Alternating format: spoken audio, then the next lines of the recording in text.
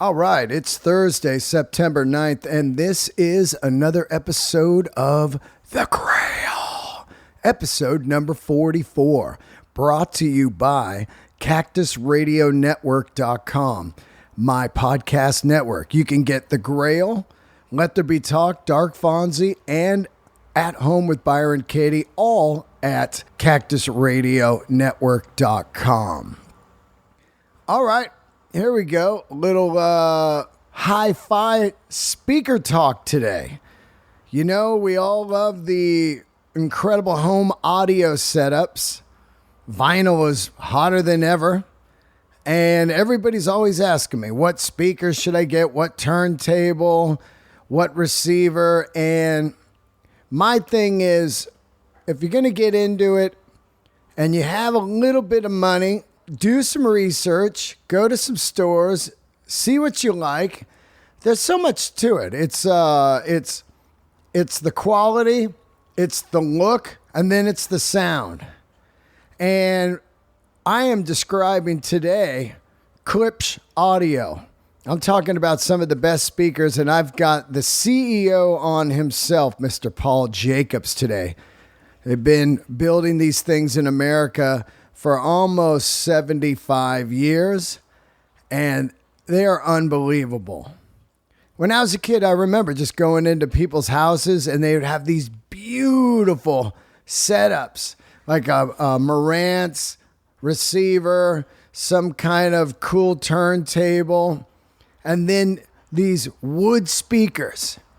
Just there they were with a horn and everything, and it just said Klipsch. And that's how you say it, by the way, Klipsch. Anyway, Paul has been a fantastic friend and an amazing human over the years that I've known him. A matter of fact, when COVID hit, and this is the most insane thing, I couldn't believe it. I got a call right away from Paul, and he said, look, I just want you to know that if you aren't able to work, you need anything, any kind of help, just call us and we'll help you out. And that is a speaker company. I mean, these guys call me to make sure I'm okay and if I need anything. Unbelievable. That's what kind of company and people Klipsch is. Just built in America. Great story. You're going to love it. And thank you for tuning in each week to The Grail. I'm going to tell you right now, please subscribe to The Grail on iTunes and YouTube. It really helps the show. Also, if you want to see some new merch I've got, go to DeanDelRey.com. And all the new tour dates are up too, including this weekend. I will be in San Diego at the La Jolla Comedy Store. So come see me. Portland, Bend, Oregon, Des Moines, Iowa, Las Vegas, and San Diego are all on the tour menu. And big shout out to all the Patreoners out there. I love you guys. Patreon.com/DeanDelRey really helps. Tony Sevener, Steve Rendon, Amanda Davis, Alex Moore, Dead Possum, Alphabetica, Steve McDonald coming with a strong donation, my good man. And then this guy here, Name Private. Name Private joined my Patreon. Frank Bernacki. Thank you so much. Also, I want to give a shout out to the leaf blower that shows up about 10 minutes into this episode. Thank you, leaf blower, for being a piece of shit and stopping by early morning like you do. All right, let's get into it right now. Thank you. And I love all you guys. Have a great weekend. Here he is, Paul Jacobs of Klipsch Audio.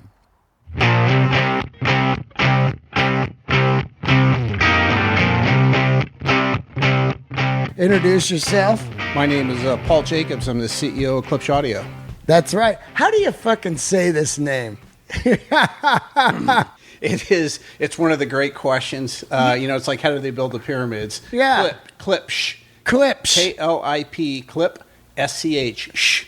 Yeah. I've heard it called Klippish and Klipsch, and it's Klipsch. Yeah. But, I get asked that question all the time. It's so funny because people are like, what are those like Klipsch? I just go with the Klipsch.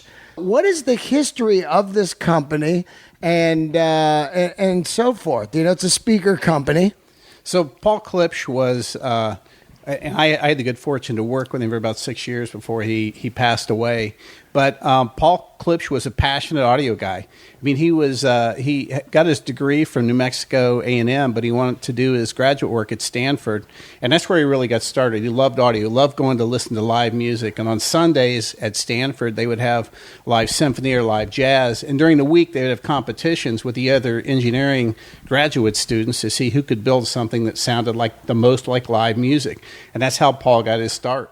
So he's out there at Stanford in the Bay Area, and he decides to build like speakers? Yeah, he starts building speakers, and he tried all kinds of experiments. We have museums at different spots around the U.S., and a lot of the original gear is still there that he started with. Really, one of the first things he ever built was a headphone. But the company was really formed in 1946, but that was long after he'd started building speakers. And that's when he finally got satisfied that he could launch the Klipsch horn, which compared to the Cornell, the Klipsch horn is a massive, massive speaker, much bigger than the Cornell. I seen it. It's like now these speakers, if people, what you should do is right now immediately go to their website, and as we're talking about this stuff, you can look at it because it's unusual style of speaker. Most speakers have a one speaker, or they'll have a speaker and a tweeter, or they'll have a speaker, tweeter, and a sub, all that kind of stuff. But these have these unusual kind of horns and everything. Yeah. So Paul's whole theory, behind building speakers, and he tested all kinds of things, was that low distortion and controlled directivity were extremely important to him, and horns deliver that the most. So by high efficiency, you get low distortion. What does high efficiency mean? It means that he could take a driver the size of a quarter, strap a big horn on it, and make it sound like it was a driver the size of the horn, which meant that the driver has to work less. So you had higher efficiency, it didn't have to work as much, which used less power, created less distortion, and that's where you get the real live music sound. Klipsch was never about creating great hi-fi. It was about recreating the live music experience, and horns do that better than anything else. So it's a completely different outlook on how to deliver hi-fi sound. Now, are there hi-fi snobs that would be like, oh, that's definitely not like an audiophile speaker? Is that kind of people? Yeah, they're also the kind of people that will come up to you after they do those things in private and say they love this stuff and they have some at home. But really? Yeah, for sure. But that's okay. I mean, Paul used to, what he was famous for was he carried a buttoner, and he would put it on the backside of his tie or the lapel of his jacket, and it was a bullshit button. And he would go listen to the latest, greatest rocket scientist that was going to change the laws of physics, and then Paul would hold up his bullshit button. Right. He was a 6'4" mad scientist, bigger than life figure, and he took no shit, and he lived his life exactly like he wanted to live his life. Wow. Now, some people prefer this style of sound, so this would be more of a live sounding speaker, because when I do put this speaker on, it does sound like you're kind of in the studio. Yeah, that's exactly right. And that's, if you look at a lot of studio monitors, if you look at bands that tour, there's horns and tour equipment all the time. And a lot of the reason is the same thing. In movie theaters, they use horns, and it's for the same reasons. It's lower distortion, it's more output, takes less power. These things are bulletproof. You literally, to break them, you would have to work at breaking them. And that's what Paul used to use a phrase that he stole it from Enzo Ferrari. Enzo Ferrari used to say, I don't want to let my car be the reason you can't go fast. I want it to be your foot. Paul's philosophy when he built speakers is, I don't want my speakers the reason that you can't listen loud. I want it to be your wrist that can't turn the volume up. And that's really was one of the philosophies he had when he designed his speakers. So are they more designed for like, because to me, it's like you see them in bigger platforms and stuff, kind of like that company voice of the theater.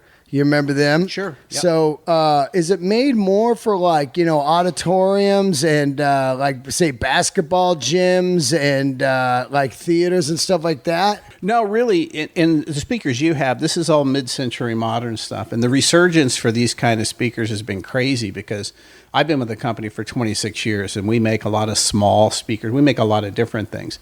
But as vinyl came back around and people started getting back into vintage audio, right, the mid-century modern design of these kind of speakers, which were developed in the mid-50s, we can't build enough. The ones that you have were, we only built 70 pairs of these. It was for the 70th anniversary. Right, and they were sold out before they were ever built. Same with the Klipsch horns and the Heresies. They were all part of this heritage family from the original designs of Paul, and it's been crazy. And it's back to what real live music sounded like in your home.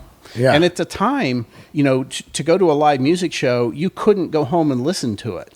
In those days, when he built the first Klipsch horn, stereo didn't even exist in those days. It was single speaker. Oh, yeah, so mono. It was mono, so it was real breakthrough stuff. In our museum, we still have, when the idea of stereo first came around, Paul took two Brook tube amplifiers. They were 10-watt Brook tube amplifiers, put a door handle on them, and built this little speaker called a Heresy, and he traveled around to dealers around the country to set up 2 speakers and 2 amps so they could hear what stereo sounded like for the first time. And the idea was, you can't have a band in your home, but if we can recreate that experience. Because, live music, the difference between live music and hi-fi is the experience, the way it makes you feel inside. Right. And that's what Paul was all about, is how it made you feel. Wow, yeah.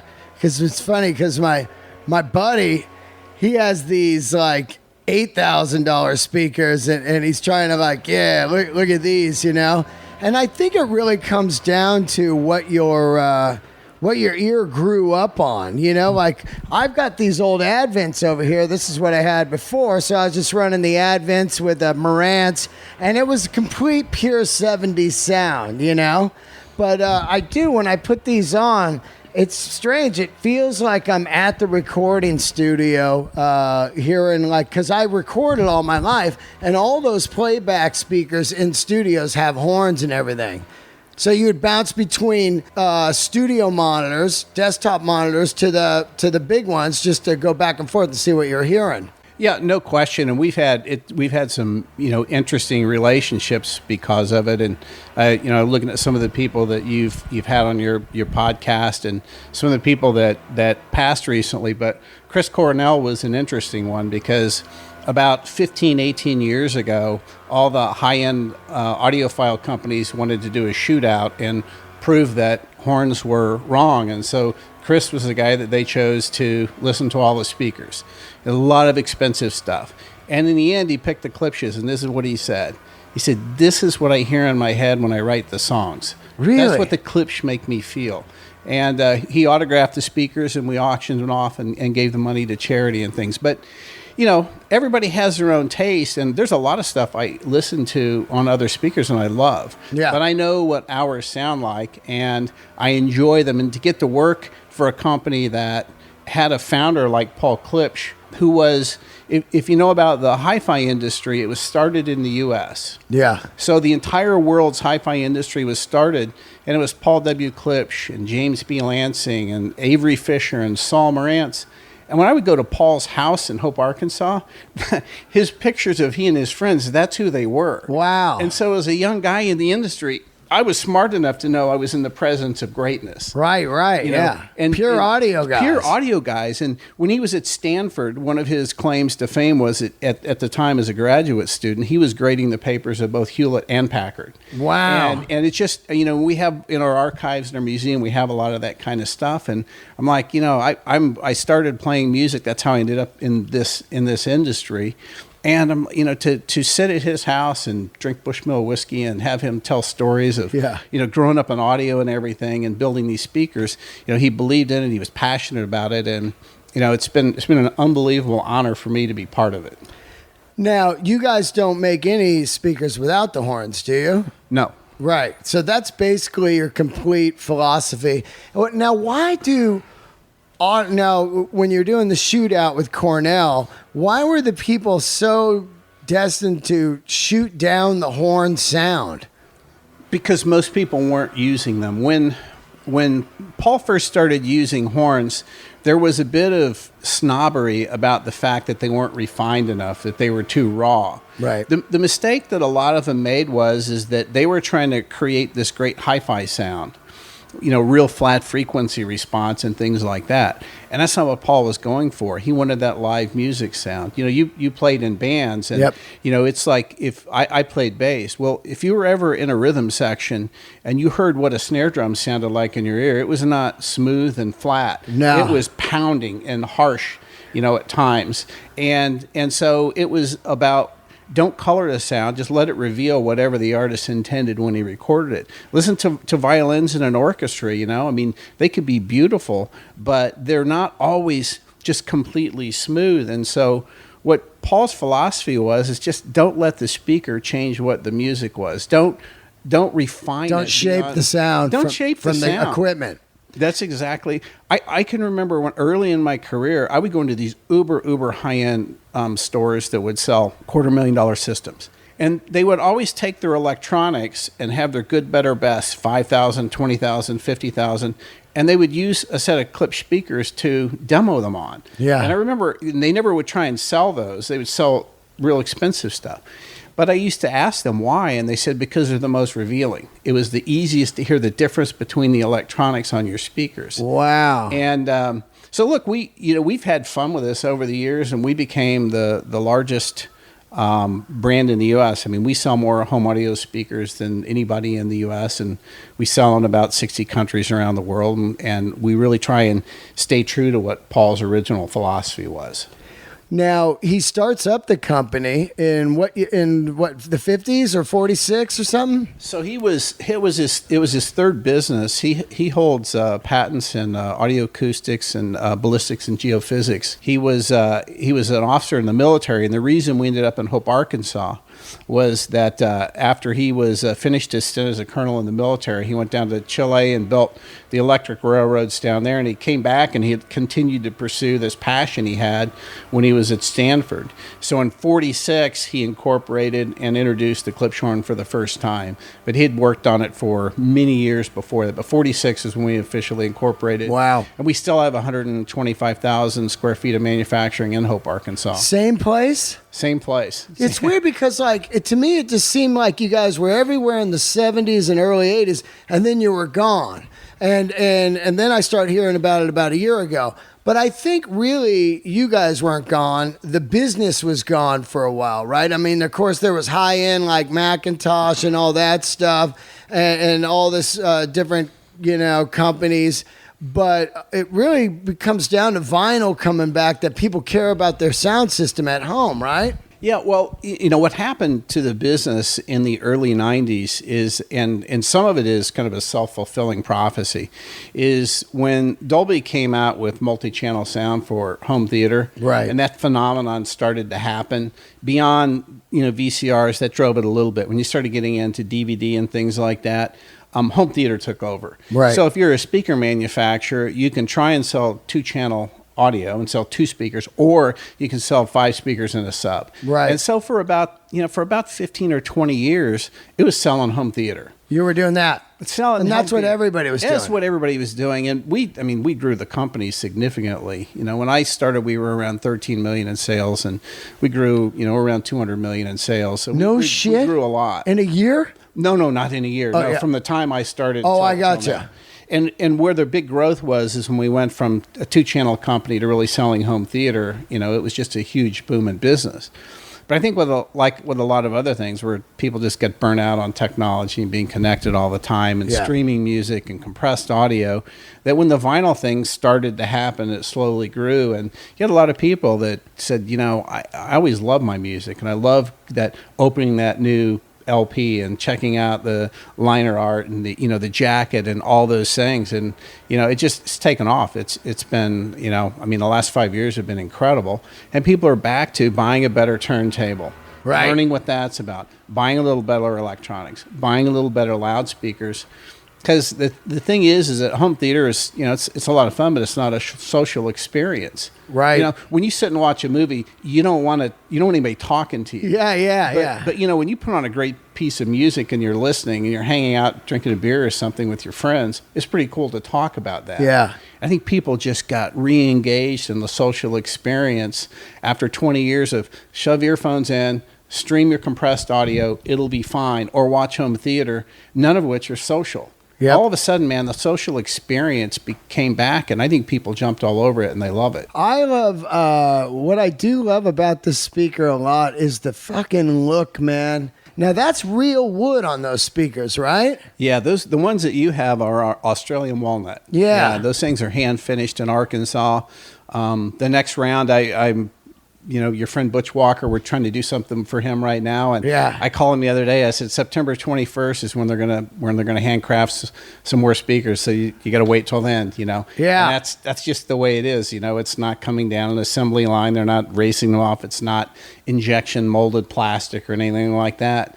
They hand rub the lacquer, they sand, they go through it about 10 times. And, they're totally beautiful speakers. Yeah. How many employees you got? We have 300 employees. Whoa, 300. Yeah. Holy smokes, man. Yeah. That is incredible. And what seems to be the most popular speaker you have? Because when I first saw these, I was looking at your website, and I got to tell you, the photos are a little deceiving. Because I'm looking at the photo, and there's a cat walking by the speaker. So you can see what I got over there. I've got these Advents. I go, those look a little bigger than mine. I'm good. And there's a cat walking by. And then when they show up, you see the boxes there. I go, well, that's got to be all padding and shit. And they whip out. I go, whoa, man.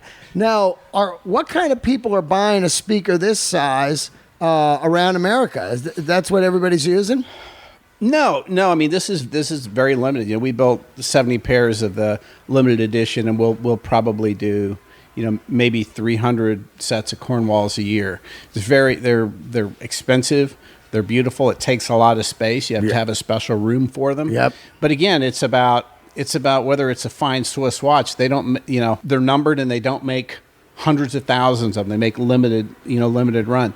We have the set of speakers that we sell more in mass and quantity would be our reference Premier, which are a little more traditional, a little more modern looking. They are taller and thinner and completely different than these speakers. Right. We have a series called the Heritage Series, which is the Heresy and the Cornwall, the La Scala, and the Klipsch horn. And we just launched, we added one more product to it, the Forte. That is a phenomenal speaker. One of the now, best the Forte is exactly this, right? But just slimmer?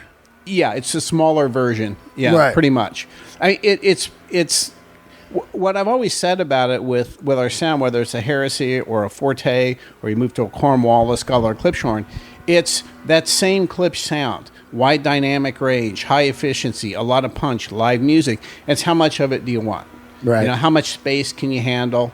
And so that you're not listening and saying, well, this sounds different than this. There's just more of a Cornwall than there is of a Forte. Right. But that sound is there, and it's fantastic. Well, what I find with the Cornwall, and I'm going to tell people this if you're going to get a speaker, which I highly recommend you get, because people always hit me up, what should I get for equipment? And first thing I ask is, what is your price range, man? Because, people come at you with that. And to me, it was like, first to me would be Macintosh, audio gear. And to me, Macintosh is a lot like Rolex. It might seem expensive, but it really is almost the mid-level stuff, as far as I'm seeing turntables now that are fucking $50,000. I saw some speakers that were $250,000. They're made out in Stanford. They're aluminum. I'm like, what? But what I want to say on this, and ask me and answer me if I'm right on this. When you get a Cornwall, if you're a guy who just listens to music, like say on volume 2 or 3, chilling in the hut, you're not experiencing the Cornwall, right? Yeah, correct. You need to put, because I noticed when I put this thing up on like 5, it's a whole different speaker. That's why I think you'll be a lot happier with the Forte in here, because the size of the room that you've got, right? Unless you really need to turn these up. Right. The Forte will amaze you in this room. The other thing that I would tell you is it was something like a Cornell. If you have a 5 or a 10 watt tube amp, if you want a really cool, interesting experience, is find a cool vintage tube amp of 5 or 10 watts. These things will blow you away. That's all the power they need to absolutely blow you away. Really, just like a mono block, a couple mono blocks at 10 watts. Yeah, 10 watts is all you would ever need to just blow yourself away with these Cornwalls. Really? That's how efficient they are. They need very little power. It's better to have a little bit of quality power for a piece like this than a set of speakers like this than something really expensive with 100 watts or 500 watts. They just don't need it. Right. And I'll tell you, with Macintosh and Klipsch, there's been a love relationship between our two brands for many, many years. And it's funny because especially in the medical community, you get some mid-40s to 60s doctors. Yeah. And Klipsch and Macintosh, it was like a rite of passage. If you were going to be an MD, you had to have Porsche 911. Got to have it. Yeah, the 911. Absolutely. And then the Klipsch, and then the fucking Mac. And you got to have the Macs with it, Yeah. And we used to do, when there were Klipsch horns in a lot of showrooms, one of the most fun things I used to do, if you ever remember the old Maxell tape commercial where the guy would be in the chair. Yeah. So we used to... we'd have the Klipsch horn set up on Macintosh electronics and set a customer down, and I would go in the back of the room and I would just slowly turn the Mac up, just really slowly at a time. And my whole goal was I'm going to keep turning it up no matter how you get some curmudgeon-y customer or something. I'm going to turn it up and get it to a point where they're going to break out in a smile because they're not sure if the room is going to explode or what's going to happen. Right. But it's that experience. And it wasn't that it was harsh or it was painful. It's just like they started the visceral feeling that they would hear and feel when you had those Mac electronics and the Klipsch horns going at the same time. Yeah. And there was never a time I couldn't put a smile on somebody's face. They would finally just shake with this giant smile and say, holy shit, what just happened to me? I've never experienced anything like that. I think that one of the things that caused the resurgence of vinyl is when people got tired of being told that listening to compressed audio was fine, which is not what the artists intended when they recorded the music. Neil Young will tear you apart on absolutely, that, absolutely. And we did some work with him on his Pono project, because he's like, this is ridiculous. That's not what my music was intended to be. And all of a sudden, people are listening to a full album again. Because the other thing, remember, that happened was it wasn't just as downloading compressed audio. People weren't listening to the record. And a lot of artists wrote a record to tell a story. Yeah. You're not hearing the story. I talk about the sequencing. That's exactly right. You're hearing one cut and you don't hear the story. And all of a sudden, I have a 20-year-old daughter and she got into vinyl. In fact, the first time she saw an LP, I'll never forget, we were at Urban Outfitters. And that's where they sell them. She's like, what is that? And I said, that's an LP. She was like, this is like the coolest technology I've ever heard of, Technology. Yeah. So she gets into, so now she and her friends get together and they listen to albums and they listen all the way through. And they're like, this is so much cooler than listening to, compressed audio and hearing one song and jumping to another artist. There was magic lost and people have found it again. And I think it's really cool because it is about the experience. Well, it takes the ADD out of listening. But to really get into it, and I don't think it's going to go away. They said that album sales have kind of leveled off right now, but I don't believe that it's ever going to, it'll just keep building again. Unfortunately, the record companies are getting fucking greedy with these $30 vinyls now, that should be $16. Yeah. But they're like trying to make up for the last 20 years of stealing music, which is crazy. If you think about it, though, and I've heard the same thing, that LPs have leveled off, but things go in cycles, and I'm sure there were a lot of people like me that when you got back into it, you were buying a lot of vinyl. Well, that was a spike, because you're out there, It's like, whoa, what happened to all my great stuff? That was a fake number. Now we're at the real number. Yeah, but it's still the numbers right now in vinyl are still the biggest years in the history of vinyl. Yeah. And, people lose sight of that. It's like it's just a fad. Well, maybe it's a fad. I don't think that it is a fad. I think that it's about the quality of life people are looking for. Yeah. I think people are tired of being told compressed audio, home theater. Again, it's back to none of it's social stuff. When I got in the business, it was all the business was done in the back rooms of the retailers. It was green bottled beer and a bag of dope. Yep. You know, and customers would come in and fire up a big, beautiful joint and drink a bottle of Heineken and listen to some music. And they're like, I want that experience in my home. Yeah. You know? And I don't know that everybody's doing that. Again, I think there's a fair amount of that goes on. And I'm sure, man. And, you know, it's about taking some time to decompress. You watch home theater, and it's like this massive stimulation coming at you. Yeah. But you talked about Hotel California. Throw Hotel California on this system and listen to it. Yeah. And it's just like you forget all the other stuff that's going on, man. And you get into it, and you understand what the Eagles were writing about with all that stuff. It's amazing, man. You know, music is such a big part of my life, and I just love handmade stuff, you know? And when I find out that it's not compressed particle fucking board, it's not, you know, jive like dumb speakers made in China, or, you know, just junk in China that you get and all disposable stuff. I mean, these are things that you saw. You know, in the 70s, I'd go to friends' houses and the dad would be like, don't you touch my fucking stereo. You know what I mean? You'd be like, dude, we can't touch stereo. As soon as he would go to work, we're on that stereo. You know what I mean? But that's what it's all about. Now, let me ask you something. Let's get into some different models here that people... and I recommend the Heritage line if you're just into classic looking speakers. Now the Heresy was the one originally I was talking to you about, but you think that needs a sub, right? Yeah, I think so. Yeah. I mean, you could put an equalizer on it. It's got the capability of doing more. But I think for a lot of people that are a little more into pure audio, using an equalizer is kind of a cheat. So my view would be, if you want some more low end, just add a sub to it. And it's phenomenal. They're a phenomenal pair of speakers. But they don't really advertise that on your site, like, hey, you should get a sub. I'll mention that to marketing people. No, I'm just curious because, you know... Because that the reason I'm asking you is that Advent there is does not have a sub. You know what I mean? Yeah. Are you thinking from a hip hop frame of mind, or so you know the experience you were talking about with the Cornwalls when you said that until you turn it up a little bit, you don't get the full impact. You really don't. So the Heresies are a little bit the same way, because those speakers were designed originally. As I said, you know, Paul built it to go out and demonstrate two-channel stereo along with Klipsch horns, so they're super, super efficient. Unless you've got the right power amp or some equalization on it, they have the ability to produce low bass. But my view is just I would add a sub to it. And some of this stuff is all personal. It's just personal perspective and personal choice. Right. If I'm somebody that's buying a set of Heresies, the first thing I'm going to do is buy my set of Heresies, throw some vinyl on, and see how I like it. If you feel like you don't need any more bass, if it's got plenty, then you don't get a sub. Sometimes it depends on the size of the room. Sometimes it depends on whether you got a lot of hard surfaces, carpet, or all of that affects it. So if you start with the great speakers, and if you love them the way they are, I wouldn't touch them with anything else. Right.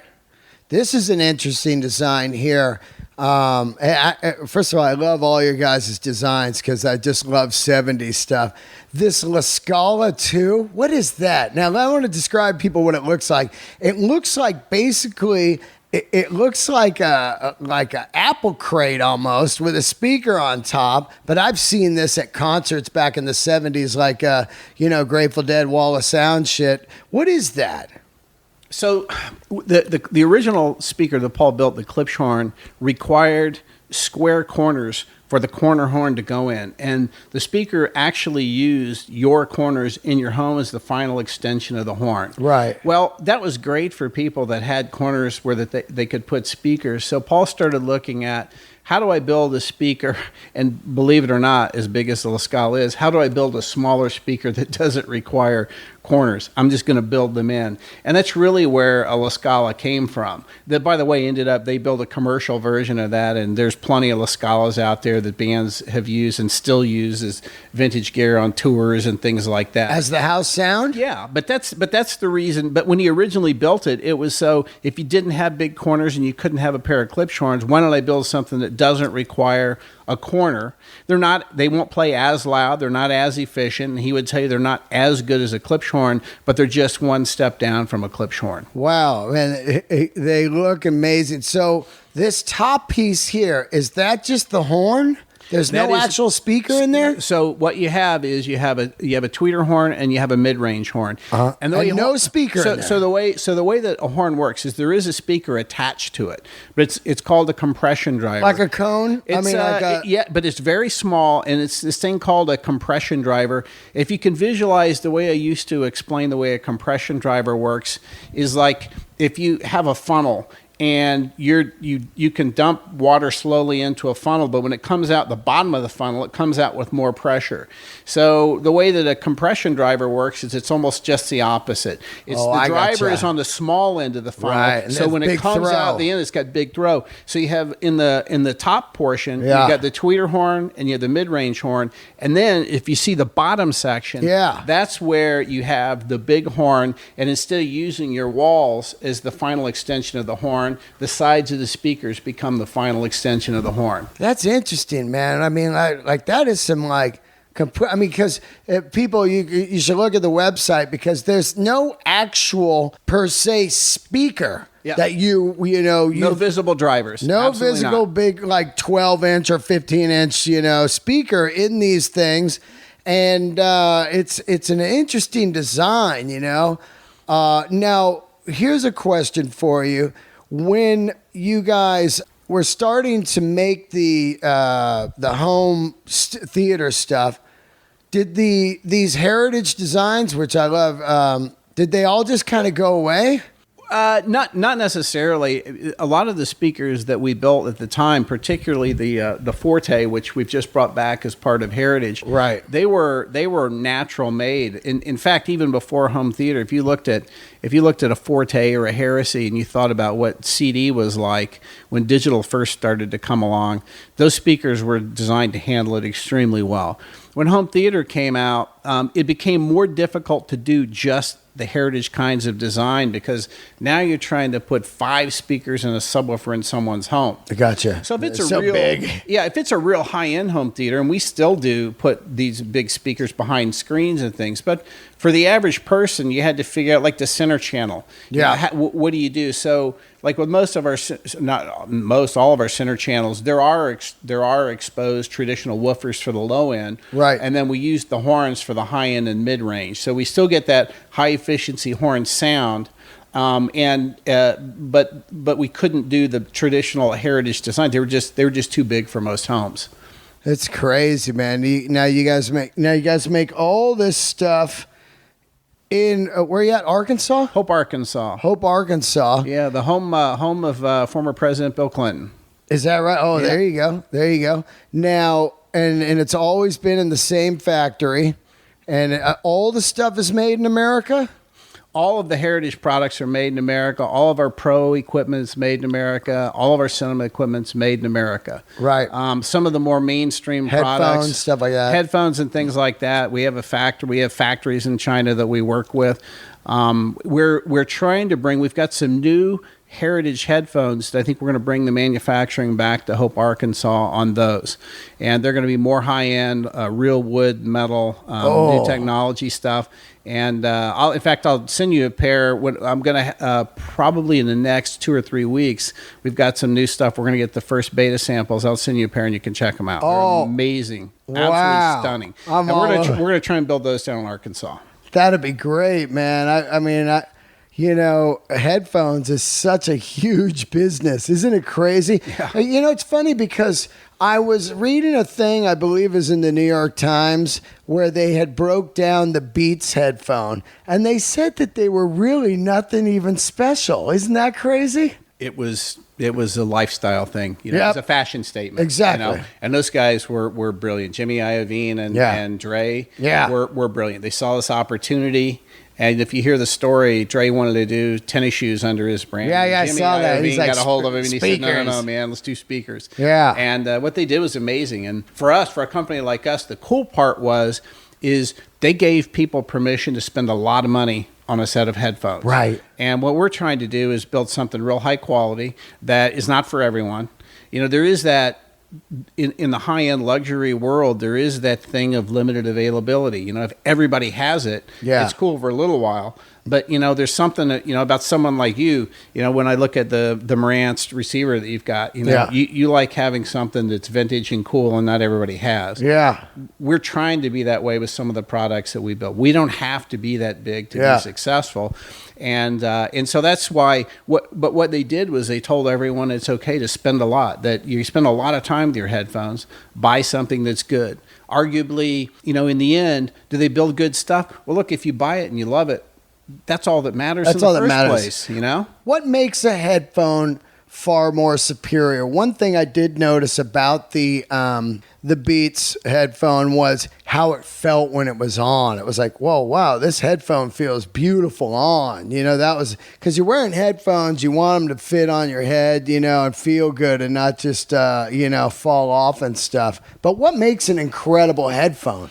Well, first off, the way it feels on your head is incredibly important. Totally, the comfort, because the headphone can wear you out. It can make your ears hot. They can wear on you. So what makes it is that, first off, a lot of testing has to go into it's called clamp force, and then the padding that's used inside. You know, what's the quality of foam padding that you're using? They're not all the same. And then are you using leather or vinyl to wrap them in? You know, it's all of those things that go into it. It's an art form and then there's the hand feel, you know, of any product, whether it's a microphone or the way an iPhone feels in your hand. The hand feel of a product is important. You know, does it feel sturdy? Is it light enough? And that's a lot of what goes into how a headphone feels. Ultimately, the driver design and configuration, you're always looking for those small incremental things that you can do. And when somebody puts your headphones on, they're like, holy shit. Yeah. This is not what I was hearing through everything else. Exactly. We have an in-ear monitor it's called the X12i, and we make it in a Bluetooth neckband now. But anyway, that product has been in the market for almost 10 years in different iterations. It's the smallest, lightest in-ear monitor, and it was just in the Wall Street Journal recently. And we keep building it because we had some breakthrough technology on the in-ear side of it. And people will say the same thing. It's light. My ears don't get fatigued. Noise canceling? They're not noise canceling because we own all the patents on oval ear tips. The reason that's important is your ear canals are not round, they're oval. So we worked with the audiologists at University of Indiana, and we hold all the patents on oval ear tips. So in many cases, we block more frequencies of noise passively because of the way they fit in your ear than active noise canceling. Kind of like those West Tone earplugs? Yes, exactly. Yeah. Except, you know, it's $350 or $400 for an amazing set. Wow. And a lot of the custom stuff is super, super expensive. But those are the things, the way they feel, the way they sound, the way the comfort level, all of that stuff is what goes into building a great headphone. Let's talk a little bit about you're the CEO and you travel a lot and stuff. Do you get rock stars that call you up and you go out and check out their stuff, like Dave Grohl or anybody like that? Do they say, hey man, I love your shit, can you come out and tell me what's happening? Yeah, a lot we do. In fact, I'm staying at the Sunset Marquee because I have like 20 years of amazing experiences. Love it there. And remember the whiskey bar? Of course, it was incredible. Is that still there? No, it's not. And I've got some unbelievable stories at the whiskey bar. Oh yeah. One of which was, and I was thinking about with the Cornwalls is. I was at the whiskey bar the night I met Billy Bob Thornton. Wow, yeah, he was always there. So we had been to a show at the House of Blues, and Greg Allman was playing. Yeah. And he had some 38 Special guys backing him. It was an incredible show. We go back to the whiskey bar, and Billy Bob shows up, and he's got the same wristband on. So my buddy and I go up and start talking to him. So long story short, he's from Arkansas. Yeah, and he knew all about Klipsch. No shit. And he goes, man, I've owned Klipsch all my life. I went through the factory once, and he goes, the studio keeps wanting me to use his words, this Sony shit. Yeah. And I've got Denon and Klipsch. So we made some commentary about, you should do an ad or something for us. About 6 months later, his agent calls. And he said, Billy's going to do a new record, and he always records on Cornwalls. And he wants to know if he ships them back, will you guys go through them and make sure they're great? And we did. didn't ask for anything for it. And about 6 months later, his agent calls back and says, Billy loves you guys. He wants to do something. And we sent our guys out and shot an ad. I've had people ask me, what did you pay him to do this ad? And I said, literally nothing. Yeah. Ran into him in a bar. Yeah. And we set up his cornwalls and recorded his next album from it.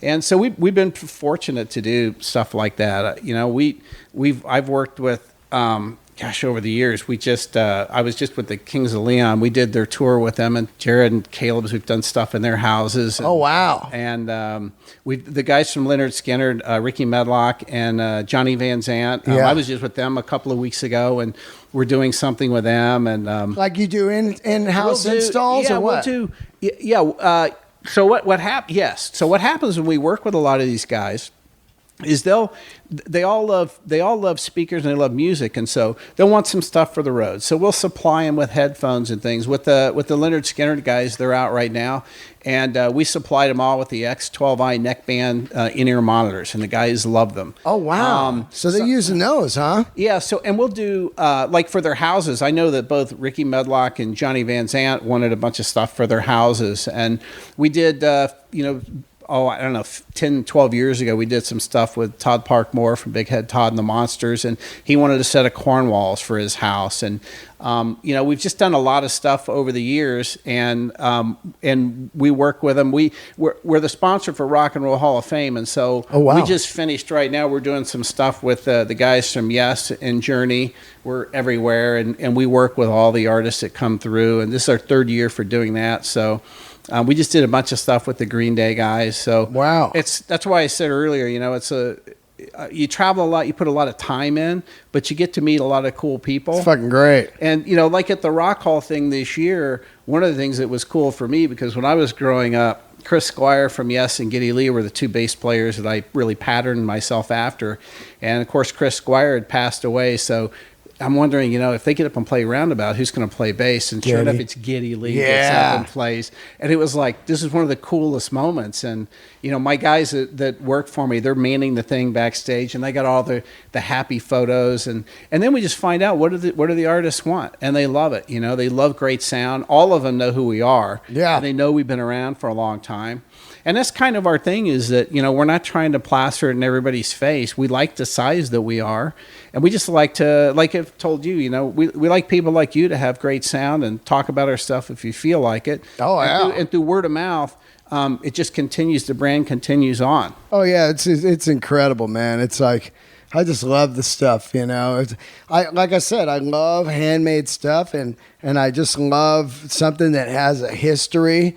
And I'm thinking like, okay, I'm going to get the Macintosh stuff, and I'll have the speakers, and it'll just be like my audio dream will be over. Like that's it. What is the Capitol Records collab you're doing right now, which is pretty cool? So they contacted us. It's their 75th anniversary. I'm looking at it. They were looking for a brand that kind of had the same feel to it, and so they contacted. We had some discussions. Myself and a couple of the other team members came out and went to the Capitol building, had meetings, and we had discussions, and it just felt like we were on the same wavelength. There was so much similarity between the histories and the longevity. And so they said, look, we're going to have a year-long celebration. We'd like to do some stuff with some music-centric companies and brands, and we thought about it, and we said, yeah, we'd love to be in on it. And so we took some of our traditional products and we customized them. Yeah, with this one here that I'm looking at, is that a Heresy in like a crazy black? Yeah, it's available in a couple of different finishes. That picture does not do it justice. It looks great though. They look amazing. And then we did our Heritage Wireless products. We make the 1 and the 3, which are extremely successful. And we did those in some really unique finishes. Oh, yeah. That's that right here? Yeah. Those now, what are those? Like just a wireless speaker? So they're wireless. You can do the 1 is you can stream Bluetooth, DLNA. The 3 is also part of the Stream family. So you could put multiple of those around your house and do a whole house wireless system. Those are sick. They're unbelievable. The 3, the bigger one of the 2, is one of the highest rated products of its kind that's out there. Now that's just okay. Let me get this straight now. So you got the the wireless one or the 3, and they're both the same thing, but one's bigger. Yeah, the 3 is quite a bit bigger and more powerful. And so you could just run your iPhone and have tunes like in any room you're in. Yeah. Man, this thing looks cool, and it sounds. It's just, what's in there? One speaker, or what's in there? No, it's fully. You've got some little mini horns, mid-range tweeters, and then out the bottom is a big woofer. So there's plenty of bass. Wow. Oh, which, by the way, on the Forte, there's a speaker in the back of it too, right? That bounce. Is that designed to bounce off the wall and give you some? Yeah, it's a passive radiator. So a lot of speakers will be. You can have a sealed cabinet speaker. You can have one that's ported. You'll see a lot of ported designs. Yeah, these have some ports on the bottom. Yeah, right? These have ports. So the Forte has a passive radiator on the back, and so it fires out the back and gives you a ton of bass. It's a big 15-inch passive radiator. And then you have the speaker on the front also, right? Yeah, the active drivers are on the front. You've got a tweeter horn, a mid-range horn. You've got a 12-inch active driver on the front, and you've got a 15-inch passive on the back. Wow. Yeah. It's plenty powerful. It's powerful enough to have the police show up here if you want to turn it up for sure. Oh, yeah. Now, does that one sound good on like 2 or 3? It will be better than the Cornwalls, right, because these have such large cabinets. You know, they kind of call it, they need legs. So you either need a lot of power or a big enough room where, you know, these things can really get legs. Yeah. The Fortes you'll get a lot more action out of them at low volume levels. Your stuff is incredible, man. I absolutely love it. You've been with the company 26 years? 26 years, yeah. And how'd you start out? Were you just a guy that just walked in there and said, I'm looking for a gig? You were a musician, obviously. And it sounds like a company, you know, I tell a lot of people back in the day, when you played rock and roll, you had long hair and tattoos. The only people that were hiring where I lived would be like, you know, construction or landscaping or a music company, like say Mesa Boogie. Is that why you went in there? No, it's kind of a funny story because I moved out to LA and I played music, and I went back home and got married extremely young, and I'm going to school full time and working full time, but I love music. And after I got married, I tried to play music again in Indianapolis. And the first time my new wife came to a show, that was the last time I played music. I decided that, okay, if this is going to work, I got to clean up my act and I got to get a job, because if I'm not going to play music, then I need to make money. Yeah. And so what I was in the consumer electronics industry, I'd been in retail and stuff, and Paul was getting older. He was in his 90s, and he either wanted to sell his company, and his cousin Fred Klipsch lived in Indianapolis, and a friend of mine knew Fred, and when he bought the company, he came to me and he said, look, he goes, I know you've got a pretty successful career in the business, and Fred's got this tiny little company that he thinks has lots of opportunity. Would you be interested in talking with him? So I went and talked to Fred, and I was a pretty clean-cut guy at the time,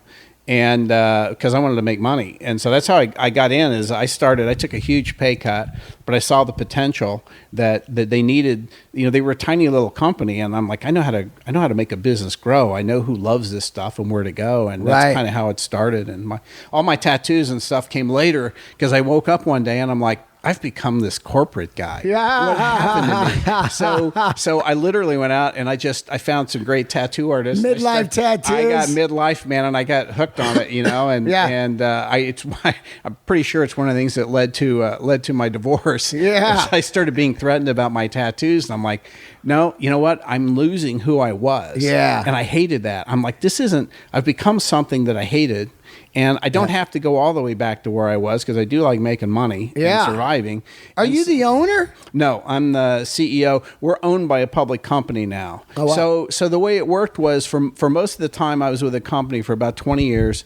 It was a private company, and I had ownership in the company. Right. That's why you took a pay cut, to get ownership. I was going to get some ownership in the company and build it up. And so then when we decided that we wanted to, for anybody to take any money out, since it was a private company, we put together a roll-up strategy where we went out and bought some other companies and took some venture capital money that lasted for around 5 years. And, you know, as we all got to suffer through in 2008 and 2009, the global financial crisis. Wow, yeah, Fannie Mae and all that shit. Man, it was absolutely brutal to have gone through that. Was the speaker company just fucking dead? Everything was hammered. If you remember a company called Circuit City, they went under They went out of business at that time. Yep. That fall of 2008, Good Guys went out. They were our largest company in the world. They went out of business. There was a company on the East Coast called Tweeter. They ended up going out of business. Ultimate Electronics. And you were providing speakers for them? We were providing to all these guys. Best Buy had product on the water. We do a lot of business with them, and they canceled all fall orders. So it was this really brutal time. But we had a turnaround plan that we said, you know what, we know how to survive all this, and we did. And we came out of it, and then they wanted to sell the company, and a lot of people had interest. But there was one company called Box International that owned a bunch of companies, and they didn't really want to. They were really collecting companies that are sort of within their sphere. They were investing in them, but they wanted management to stay. And so the owner of Paul's cousin wanted out. He was ready to retire. He's getting close to 70. And they wanted me to, they said if I would sign a contract and stay, that they would buy the company. And they did. And it kept us going. They've been great supporters. And just, you know, their rule with me is at this point is like, do stuff that's true to the brand. You don't have to grow this thing a lot, man. Just, you know, be profitable and, you know, make sure that we keep building products in America and try and bring production back. And, you know, that's all they ask. And so it's been a great relationship. That's badass. Now, where can people other than your factory hear this stuff? Where are you in stores and stuff? Yeah, so we have our reference line of products are at Best Buy stores. Wow. We have Reference Premier is going to go in around 200 Magnolia stores, which are the high end. Yep. Some of them are in Best Buy, some of them are freestanding. You know, we've got great customers, you know, out on the West Coast. If you're in Philadelphia, Worldwide Stereo, they're great high end guys. So we're all over that. We probably sell in the retail space. We probably have 2,000 retail stores across the country. Wow. Our fastest growing business is in the custom installation side, residential contracting. Right. That business is huge for us. People want somebody, they don't necessarily want a set of corn walls, but they want sound through their entire house. And you guys go in and do that. Yeah. Or one of the fastest growing categories is outdoor. Landscape systems. Yeah. People are spending $15,000, $20,000, $30,000 on outdoor systems. And are you using your products on the installations? Yeah, we do series of landscape products now that can go in fit almost any application. Like the speaker rocks and shit? Speaker rocks, underground subwoofers, burial subwoofers. We make special amplifiers that are designed for just our speakers. So if you do an installation, it gets the most out of them. Wow. So, you know, so what we try and do is take the philosophy, and we still want people to have great sound. You can't put a set of corn walls in somebody's garden. No. And so don't be crazy. Build those for the people that want them, but then build an amazing system. So if you look at our outdoor systems, our speakers that go in the ground, they're bigger than everyone else's. They're more powerful than everyone else's. They will play louder and play more bass than everyone else's. Oh, wow. Here it is. Architectural outdoor. Yeah. Wow. Now, does it matter where the people live for installation? Or do you got people all over putting this stuff in? All over. So you just, what do? You call the factory and say, I live in California, and then you hook them up? They can, or you can Google Klipsch speaker installations, things like that in California. And we have a lot of people that do installations. The way it's funny, the way that business works is it tends to be word of mouth more than anything, because if you're going to have somebody come into your house and cut holes and stuff in your floor, you're not going to do that until somebody you know has said, yeah, this is cool, this is going to work. Yeah. And it's very different than the retail space where you go in and listen.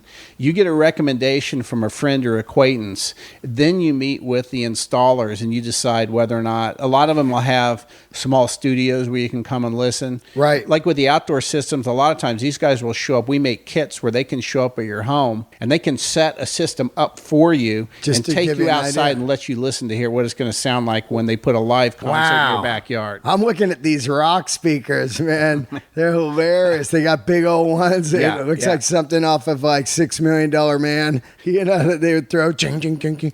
And then what are these other things? These just go in the ground? Yeah, like so this thing is buried underground. Right, and that just pops up, looks like a lamp. And that's actual speaker. It looks like a small lamp, and it is a massive subwoofer. Wow. That it's unbelievable Wow. The low bass that comes out of these things. Oh, you guys also do turntables, huh?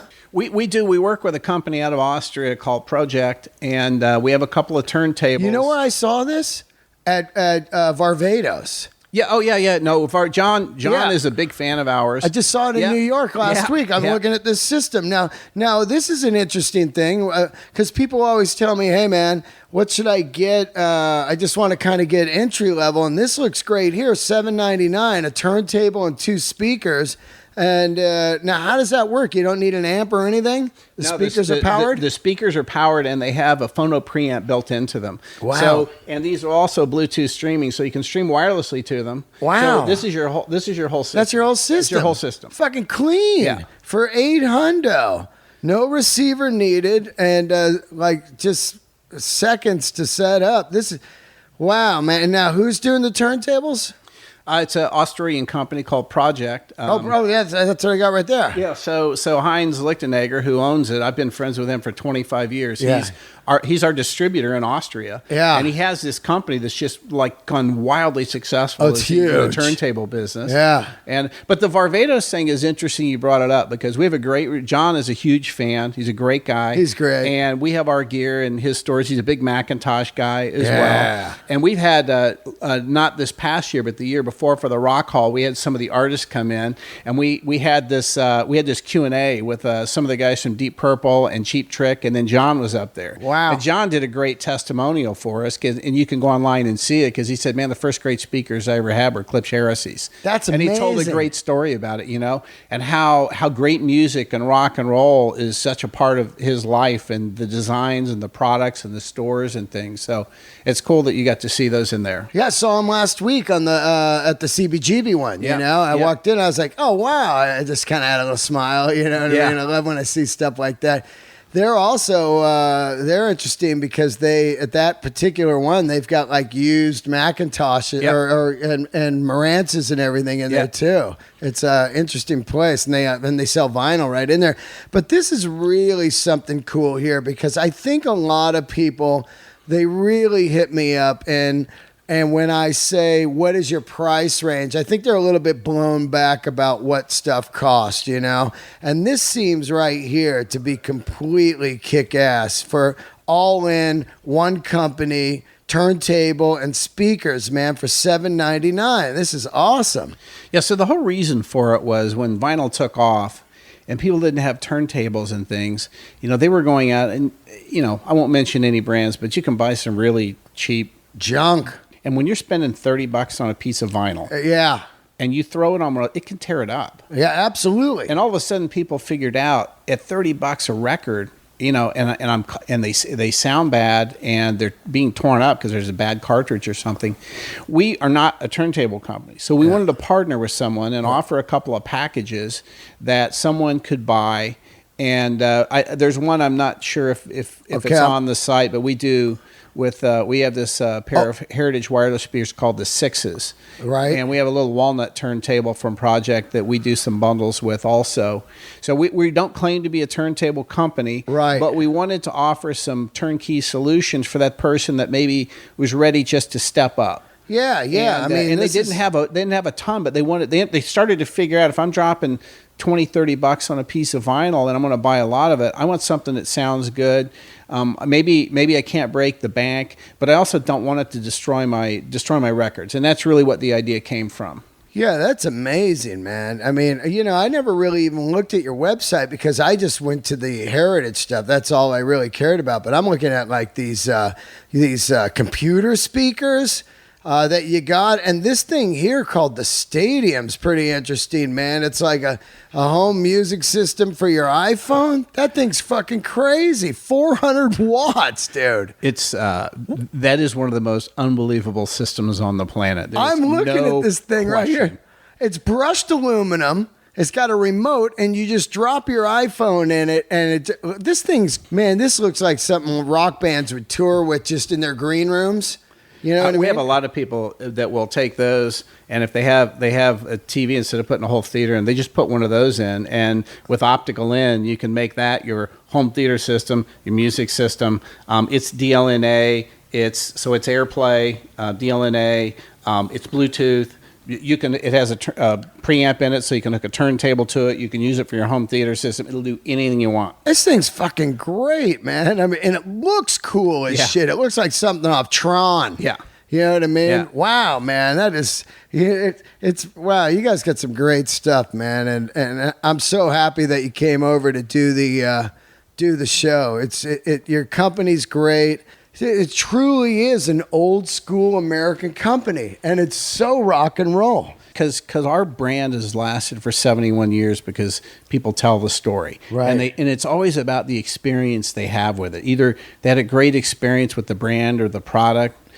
We have, and you can read about it at some point, but we have a pilgrimage every year with the people that are like our hugest fans. About 15 years ago, when online started big, we started reading about these people that were talking about us, and they are going to take their vacation and they're going to go down to Hope, Arkansas to get a tour of the factory and the museum and all this stuff. Wow. And so we decided we probably should get involved in this because these are our fans. Yeah. And so, like Harley has things like this that happen. So every year this stuff goes on. I was down in the springtime. It happened in April this year, and we were down in Arkansas. And so these are rabid fans that are out there on the bulletin boards. You know, we monitor them, but we let these people, it's just created this community around the world. Right. People travel around the world and they want to hang out together. They bring their kids. You guys got a museum at the factory? Yeah, across the street. In fact, this year, the former chief of engineering that worked for me started a not-for-profit organization, and I convinced the public company to donate the land, the building, and all the artifacts. There's around $1 million in artifacts. It's one of the most extensive audio museums in the world. Wow. And part of the museum rests at in the Paul W. Klipsch wing at New Mexico State University, and then we have a museum across from the factory. Wow. So these pilgrims, as they call themselves, we didn't name them. They call themselves the Pilgrims. The Pilgrims? The Pilgrims come from around the world every year, and we hosted. I went down this year, factory tours, technology seminars. There's a very wealthy farmer that has this massive spread outside of town, and one of the largest sound systems I've ever seen is that they bring live music in, they play music, they bring their RVs in if they're from, I mean, these are really wealthy, you know, attorneys, doctors, lawyers that come, and it's all because they want to touch it and feel it. It's about the experience. All the speakers, all over the speakers. It's all over the speakers, man. And it's all over the story. It's all over, most of them have stories about some encounter with Paul Klipsch, or, you know, he wrote him a letter back, or what, you know, whatever it might be. And now they're bringing their kids. And when I got up to speak this year, they wanted me to do a 1 hour Q&A, and I'm like, man, these people know more about this business than I do. Yeah. And there were all kinds of questions. It was one of the coolest things I ever did. I finished after the hour, and I had one of the original founders of this group came to me in tears. Wow. And she said, I feel so confident after listening to you that this company is going to be good for another 70 years. Wow. And I'm like, you know, I should have done this a long time ago. Wow. You know, I didn't understand the power. But that's about telling the story and the word of mouth and creating the experience and connecting in people in a way where I didn't run an ad to do that. Yeah. It's all happened organically. And these are the people that are out there telling our story. And they're the ones that defend us. And they're the ones that will stand up and say, these are good people. They're down in Arkansas, and they get to meet the people that are handcrafting these things, and that put their heart and soul into it, that love doing it every day. You know, and for me, I'd much rather be able to tell that story than run an ad any day. Yeah. They got health care?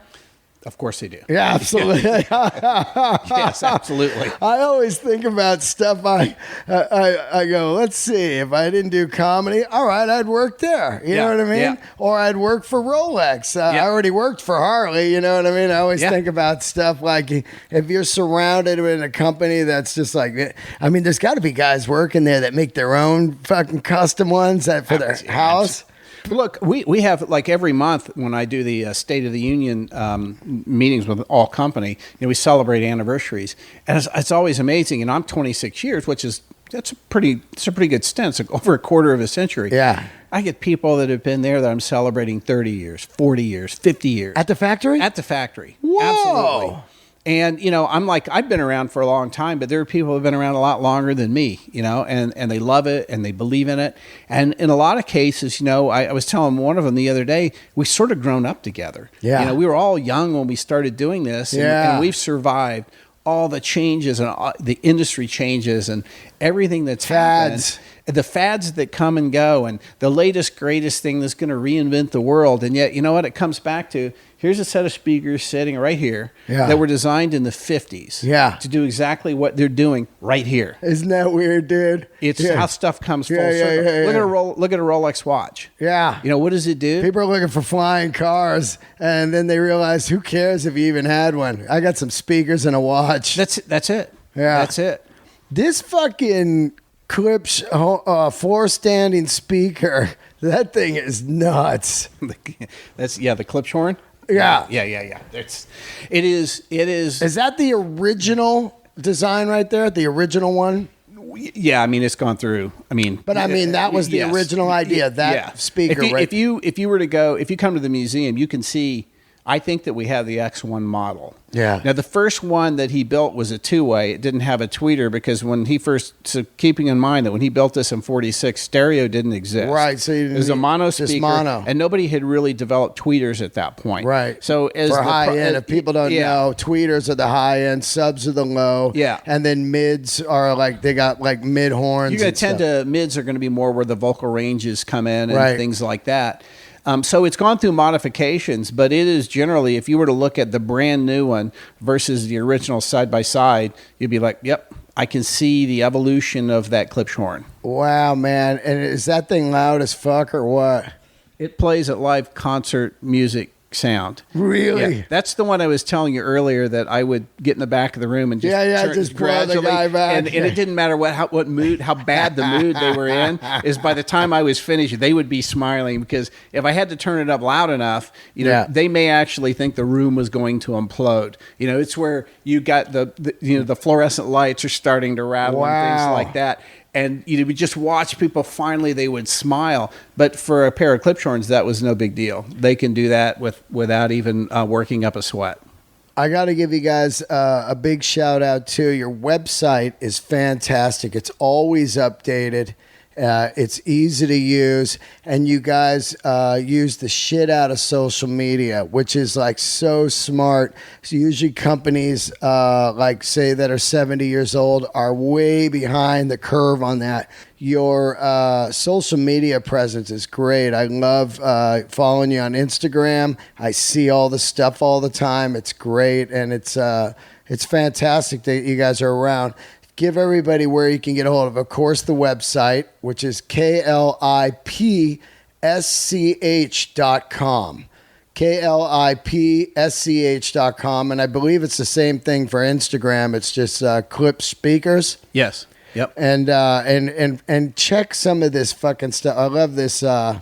The chair, the air, the fucking the Eames chair. Yeah, that's it. Yeah, mid-century modern. Yeah, it fits. You take the Eames chair and the Cornwalls, you know, and throw your Marantz receiver and a turntable and maybe a nice single malt, and you're done. These are amazing. These fucking these in-ear headphones, man. Yeah, this is the stuff we actually all the Leonard Skinner guys have now. They got them out on the road and they love them. Are they using it on stage or just cruising in the bus and stuff? Yes, yeah, because a lot of guys, like the Hero Junior guys, are using our headphones because those guys are touring all the time. Yeah. And so they've got a set of the computer speakers that they use when they're stationary, but they use our headphones to mix on all the time. Yeah. Oh wow. So I just love this stuff, man.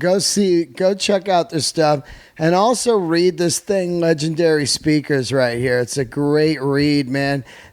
Paul looked amazing. He looks like what's his name? Wells in Orson Welles. Orson Welles. Yeah. He has an Orson Welles vibe to him for sure. And he just has such an audio nerd feel to him. It's basically what hipsters try to look like right now. He's nailing the look right there. But this website is cool, man, with this history stuff here. You look through it, it's just like, wow. When did he pass? About 10 years ago. Yeah. Yeah, he got way up there, right? Yeah, he was 96. Wow, I'll And, take that, right? You know, he was funny because as he got up in years, he still wanted to go out to CES every year and be part of it. And it was funny because the impression that Paul had, he had, for people that didn't know him well, he had this quiet demeanor, but he liked the limelight. He liked to talk about where speakers came from. And the last year that he went to CES with us, he had published a book about himself. It was a really great story about his life. But we set up kind of a small throne for him in our booth at CES, and people lined up to get the book signed. Wow. And he loved that stuff, man, because it was his life. I mean, was he a pilot? Oh, yeah. He was a pilot. Yeah. I'm fucking looking at this, man. Yeah, man. So think. I want you to think about this guy. I love this guy. This guy had patents. Our walls were lined with his patents and stuff. He had patents in audio acoustics, ballistics, and geophysics. He was a colonel in the military. Wow. He fought in World War II? Yes. Wow. Yes. And there was a munitions testing facility in Hope, Arkansas. And so they had these massive, heavy planes that would come into this small airport. That's why when Clinton was president, Air Force One would land in this tiny airport. Yeah. But it could handle it because it had been this ballistics testing facility. He went down to Chile and built the electric railroads. Yeah, so when you walked in his house, this is how eccentric he was. He had a set of Klipsch horns. He had a Bell Klipsch center channel. His wife was a classically trained pianist. She had a vintage Bosendorfer and a vintage Steinway nose to nose. Wow. And the electric train ran from inside the house out to the pool so he liked drinking Bushmill whiskey. She could put a Bushmill on the train and haul it out to him on the pool. And it was a replica of what he built when he was down in Chile. Wow. He was a pilot. And the stories about him being a pilot were incredible. I never flew with him, but I drove with him. He's straight Howard Hughes. Dude, this dude, his Mercedes, he got a Mercedes and didn't like the oil gauge on it. So he took a hole saw, drilled a hole in the hood of his Mercedes and put an oil gauge on it that he could read. I mean, I said earlier, he lived his life exactly how he wanted, man. And that is how it was. As a pilot, people were terrified to fly with him. Yeah. But he wasn't, man. He was cool. And he had the plane so he could take the Heresy and the two Brook amplifiers, fly around the country and demonstrate stereo. That's insane. Yeah. I love it, man. And that's a guy, I get to carry that torch and mantle. I consider it a privilege. It's on loan to me for a limited amount of time. Yeah. And it's an honor for me. And I take it very seriously every day that we do our best to do what we think Paul would want if he were here today. Wow, man. Well, thanks for doing the show. This is fucking great, man. And everybody go out and check this out and check the website out and go hear some speakers, man. And like I said, I'm loving this this intro level unit here. You hear me talk about vinyl over and over and over, and everybody emails me all the time, what should I get? I really like this turntable pack.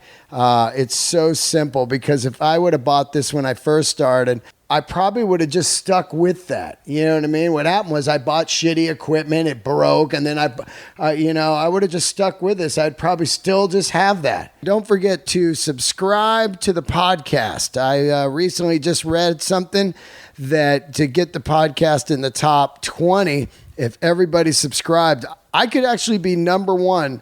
If everyone that listened to this damn podcast subscribed all in one day, it would be number one, which would be interesting to see. So let's see what you guys do. Thanks for tuning in, and we'll see you next week. Candles lit.